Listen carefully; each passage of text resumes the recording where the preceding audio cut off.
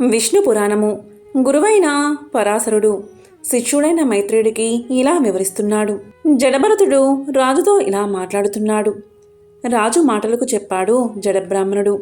రాజా, సోహం అనే వాక్యానికి అర్థం చెప్పడం అంత తేలిక కాదు.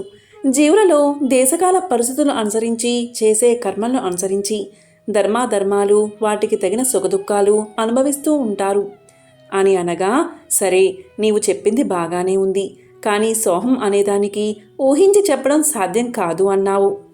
అదేదో చెప్పవలసిందిగా కోరుతున్నాను అని రాజు అడగగా జడభరతుడు ఇలా చెప్పాడు.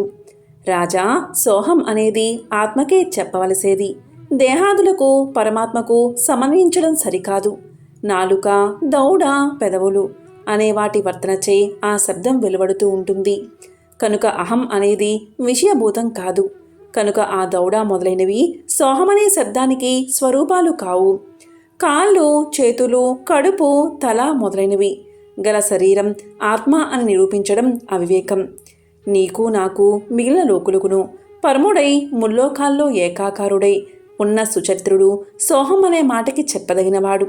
అఖండ పరిపూర్ణ మహత్వంతో లోకములందు ఏకమై కలిసి ఉన్న పరమాత్ముణ్ణి కాక దేహమునందు సోహం అనే మాటను సరిపెట్టడం వివేకశీలుని లక్షణం కాదు. రాజా, ఈ శిబిక, కర్ర, వృక్షమా, దారువైతే నిన్ను ప్రజలు దారువెక్కావని అనరు. వృక్షమంటావా, వృక్షమెక్కావు అనరు. దారు సమూహంచే రూపొంది శిబిక అనే పేరు పొందింది. ఆ విధంగా నిన్ను శిబికారారుడు అనే అనాలి. చరాచర పదార్థాలు లోక సంజ్ఞచే భిన్న రూపాలుగా కనిపిస్తాయి, కానీ ఏలాంటి భిన్న రూపం లేని పరమాత్మకి వేరొక పేరు, సంజ్ఞ ఉండవు. తిరియ జంతువుల దేహాలు ఆత్మ కాదు, అవి కర్మల్ని అనుసరించి ఏర్పడతాయి. ఏ కాలమునందునూ ఎలాంటి మార్పు చెందంది ఆత్మ.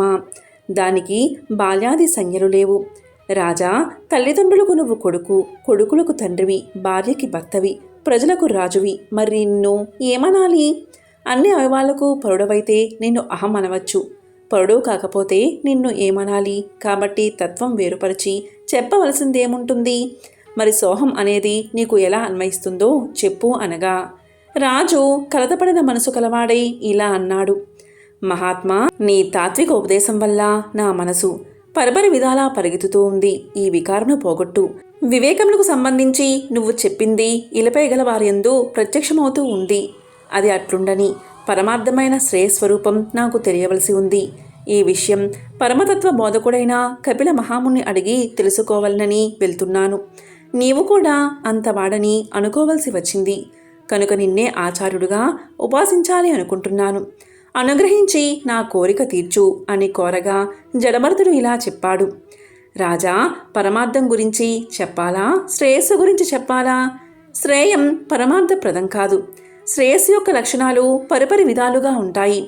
ఇష్టదైవాన్ని ఆరాధించి అభీష్ట సిద్ధిని పొందడం శ్రేయమంటే.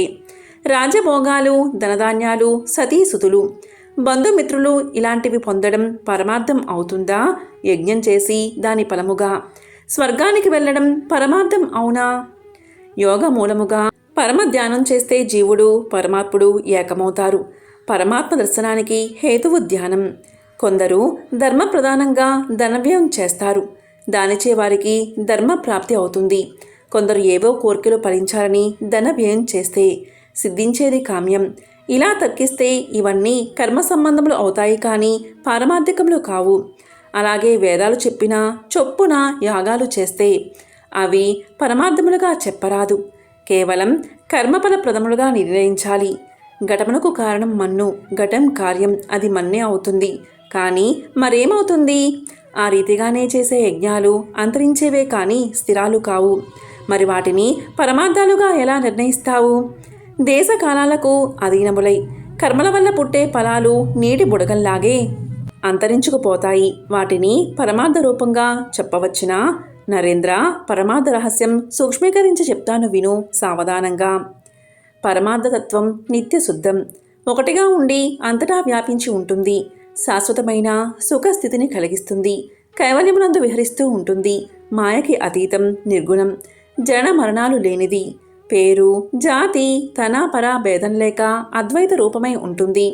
వాయు వేణురంధ్రాల్లో షడ్జాది స్వరాల వివిధ గదులలో ఒప్పునట్లు ఒక్కొక్క పొడది భిన్నత్వం వహిస్తుంది. బ్రహ్మాది భేద రూపాలన్నీ ఆ పరమాత్మనే కానీ వేరుగా చెప్పదగింది కావు. బాహ్యాభ్యంతర ప్రవృత్తుల వల్ల ఆ ఏక పదార్థానికి రూపభేదాలు కలుగుతూ ఉంటాయి. సారం అది పరతత్వం, ఏకరూపం. రాజు అంతా విని చింతిస్తూ ఉండగా జడమరుతుడు అద్వైత విషయబోధకి ఒక ఇతిహాసం చెప్పాడు. బ్రహ్మ మానసపుత్రుడు భుజుడు, మునిపుంగవుడు, అతనికి పులస్త్యనందనుడు, నిదాగుడు శిష్యుడు. వానికి అద్వైత విషయం తప్ప సమస్త సుజ్ఞాన విషయం ఉపదేశించాడు. తదుపరి పౌలస్తుడు గురుని శాసనమును అనుసరించి గృహమేది అయ్యాడు. నివాసం దేవికా మహానది తీరమంతున్న వీరనగరానికి వెలుపల ఒక ఉద్యానవనంలో భార్యాసమేతుడై ఉన్నాడు. కొంతకాలమైన తర్వాత భుజుడు ఆ శిష్యునకు అద్వైత విషయం బోధించడానికి వచ్చాడు. ఆ సమయమునందు నిదాగుడు వైశ్వదేవం నిర్వర్తించి వెలుపలకు వచ్చి గురువును చూసి చాలా కాలం అయినందువల్ల గుర్తించలేక అతిథి అనుకుని ఆదరంగా ఆహ్వానించి ఆజ్ఞాపాద్యాదులు నడిపి వంట అయింది, అలసినట్లు కనిపిస్తూ ఉన్నారు, భోజనం చేయవచ్చు అని అనగా భుజుడు అన్నాడు, నేను నీచమైన పదార్థం ఆరగించను, ఇప్పుడు సిద్ధంగా ఉన్న ఆహార పదార్థాలు ఏమిటో చెప్పు అని. కమ్మని వాసన గల రసపదార్థాలు, దోశలు, మినప గారెలు, గోధుమ పిండి వంటలు ఉన్నాయని నిదాశుడు చెప్పాడు. ఇప్పుడు నువ్వు చెప్పినవన్నీ నాకు ఇష్టపడినవి. మంచి ముష్టాన పానములు లేకపోతే నేను ఆరగించను అన్నాడు భుజుడు. వెంటనే నిదాశుడు భార్యని పిలిచి, చూడు, ఈయనకి ఇష్టమయ్యేటట్లుగా రుచికరమైన ఆహార పదార్థాలు వండు అని చెప్పగా ఆ ఇల్లాలు నేర్పుగా ఓర్పుగా వంటకాలు చేసి ఆయనకి భర్తకి వడ్డించింది. భోజనాలు అయిపోయాయి. బ్రహ్మకొడుకు పులస్తుని కొడుకు విశ్రాంతిగా కూర్చున్నాడు. అప్పుడు నిదాడు ఇలా అన్నాడు, ఆహార పదార్థాలు ఇష్టపడ్డాయా, బడలేకపోయిందా, ఆకలి తీరిందా, ఎక్కడి నుంచి రాక ఎక్కడికి పోక, నివాసం ఎక్కడా అని. శిష్యుని మాటలకు ఆ గురువు చిరునవ్వుతో చూసి, భరించరాని ఆకలితో ఉన్నవాడికి ఆహారం తృప్తి కలిగిస్తుంది, ఆకలే లేనివాడికి ఆహారం ఏమిటి, తృప్తి ఏమిటి, నాకా రెండిటి సంబంధం ఎన్నడూ లేదు. పృథ్వీ వల్ల కలిగిన ధాతు సమూహమును, జలమును జఠరాగ్ని దహిస్తుంది. ఆకలి దాహం దేహధర్మాలు, ఆ వికారాలు నాకు మునుపు లేవు, ఇప్పుడు లేవు. కనుక నాకు తృప్తి అనేది ఎప్పుడూ ఉన్నదే. తుష్టి పుష్టి అనేవి చిత్తధర్మాలు. విశిష్ట చిత్తులైన వారిని అడుగు, వాటిని వివరించి చెప్తారు. అవి పరమాత్మకు లేవు, ఒక్కటే సారం. ఇది రుచి, అది అరుచి. నేను నీవు మిత్రుడు శత్రుడు అనే విచక్షణ లేక సర్వము అచ్యుత స్వరూపం అని ప్రవర్తించు. ఐహిక వాంఛలకు మనసియకు అని చెప్పగా నిదాశుడు, అయ్యా, ఎవరు నీవు, నీ పేరేమి అనగా, నేను నీ గురుడును, భుజుడను, ఆత్మతత్వం ఉపదేశించాలని వచ్చాను, ఉపదేశించాను, సుఖమే ఉండు అని భుజుడు వెళ్ళిపోయాడు.